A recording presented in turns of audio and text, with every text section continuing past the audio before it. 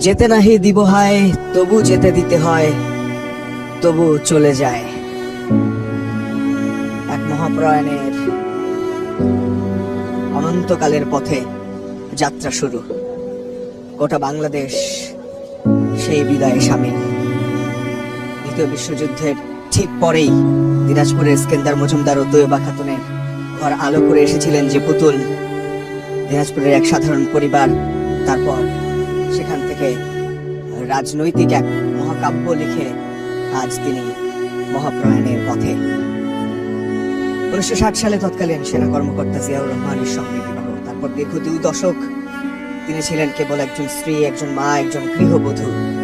রাজনীতি ছিল দূরের শব্দ। 1981 সালের 30 মে চট্টগ্রাম এক রাত, যে রাত বদলে দিল একটি নারীর জীবন, একটি দেশের ইতিহাস।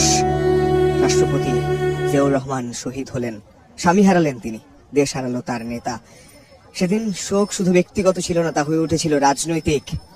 এবং তারপর 1982 সাল বিএনপির ভাইস চেয়ারম্যান, 1984 সালে দলের চেয়ারপারসন, একজন গৃহবধূ হাঁটলেন রাজনীতির কঠিন পথে।